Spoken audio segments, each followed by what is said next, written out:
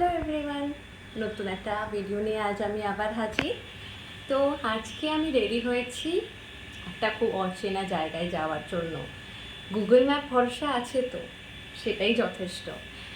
একদিন আমি গুগলে হেনরি আইল্যান্ড সার্চ করতে গিয়ে এই জায়গাটা সম্পর্কে জানতে পারি। যখন আমার পরিচিত সব হুগলিবাসী মানে যতকে আমি জানি যারা হুগলিতে থাকে তাদেরকে জিজ্ঞাসা করি জায়গাটার ব্যাপারে, তো তারা কেউই বলতে পারেনি জায়গাটা কোথায় বা এটা কি। অগত্যা নিজেই বেরিয়ে পড়েছি বর্মশাইকে নিয়ে জায়গাটাকে এক্সপ্লোর করতে। যেতে যেতে বাকি কথা বলি, চলুন যাওয়া যাক।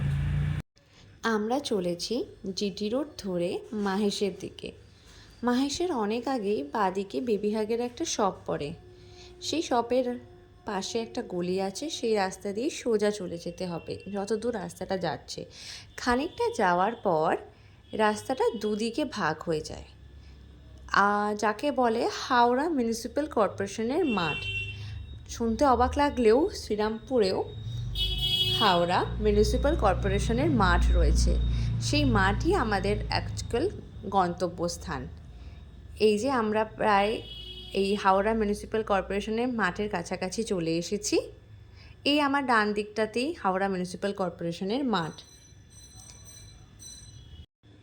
এই কাকু আমাদের অনেকটা গাইড করে দিয়েছিল, বাট দুর্ভাগ্যবশত কেউই পুরোটা করতে পারেনি। এইখানে এই মাঠের মধ্যে দিয়ে ঢুকে যেতে হবে। তারপর রাস্তা যেমন যেমন বেঁকেছে তেমন তেমনই যেতে হবে। বর্ষায় ঠিক আসা যায় না, এখানে রাস্তা ক্রমশ সরু হয়ে যায়, আর বর্ষায় পিছল বন জঙ্গল বেশি বেড়ে যাওয়ার কারণে লোকের আনাগোনা একদমই বন্ধ হয়ে যায়। যদিও এই জায়গাটা প্রচণ্ড গা ছমছমে একটা ব্যাপার ছিল, লোকজন প্রায় নেই বললেই ছিল। অনেকটা তো ভয় লাগছিলই, কিন্তু তাও আমরা এগিয়ে যাচ্ছিলাম যে এক অচেনাকে জানবো। সেই ইতিহাস যা এখনও কেউ খুব একটা জানেনি, সেটা সম্পর্কে একবার দেখব। এই রাস্তা দিয়ে আর সামনে আমরা যাব না, এবার আমরা এই ডান দিকে মুড়ে যাব। এই দাদাও আমাদের খানিকটা গাইড করেছিল, কিন্তু পুরোটা আগেই বললাম কেউ গাইড করতে পারেনি, শুধু গুগল ম্যাপ ছাড়া। তাও প্রচণ্ডই একটা মাত্রায় ভয় লাগছিল, এতটাই গা ছমছমে ওই বন জঙ্গল, কয়েকটা শুকর, যা বন্য শুকর অ্যাকচুয়ালি টু বি প্রিসাইজ ছিল, যা আমি কখনো আগে দেখিনি, দেখে ভয়ও লাগছিল। যাই হোক, ভয় পেরিয়ে গুগল ম্যাপের ভরসায় এগিয়ে চলেছিলাম।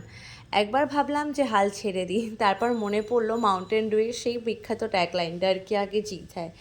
সেই মনে করেই দৌড়ে যেতে লাগলাম যে না, যাই, আজকে দেখতেই হবে। এই যে যেমন বলেছিলাম রাস্তা অনেক সরু হয়ে যায়, এই যে ক্রমশ সরু হয়ে যাচ্ছিল রাস্তা। এখান দিয়ে একদম নাক বরাবর সোজা গেলেই আমাদের হেনরিস প্যাগোডা, যা দেখতে আমরা এত দূর এসেছি তা আমরা দেখতে পাবো। এই যে ভয়কে জয় করে আমরা ফাইনালি এসে গেছি হেনরিস প্যাগোডাতে। যখন লোকাল লোকজনকে জিজ্ঞেস করছিলাম হেনরিস প্যাগোডা যাব, তারা একটু অবাকই হচ্ছিল।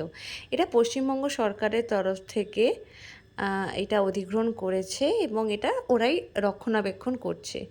এবার আসি হেনরিস প্যাগোডার ইতিহাসে। বেসিক্যালি এর প্যাগোডা শব্দের আসল অর্থ হলো বৌদ্ধগৃহ, কিন্তু এখানে এটা উপাসনালয় হিসেবে ব্যবহৃত হয়েছে।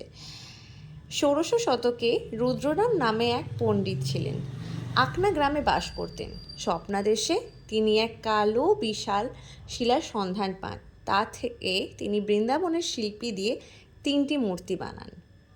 ১ রাধাবল্লভজি, ২ শ্যামসুন্দর যিনি খড়দাহে পূজিত হন, ৩ নম্বর নন্দদুলাল যিনি সাইবনাতে আছেন। রুদ্ররাম এক আটচালা বানিয়ে রাধাবল্লভজির পূজা করতেন, কিন্তু বন্যা হওয়ায় তিনি মূর্তি স্থানান্তরিত করেন। পড়ে থাকে এই আটচালা। ১৮০৬ সালে সেই শূন্য আটচালাতে যিশুর উপাসনা করতে লাগলেন এই হেনরি মার্টিন। তিনি এই আটচালাকে গির্জার রূপ দিতে চাইলেও ফাইনালিতে দিতে পারেননি। অগত্যা তখনকার দিনে ধর্মীয় ভেদাভেদ সব ভুলে তিনি এখানেই যীশুখ্রিস্টের উপাসনা শুরু করেছিলেন। এখানে এখন এটা প্রকৃতি অধিগ্রহণ করে নিয়েছে, কিছু কিছু জায়গা ভেঙেও গেছে।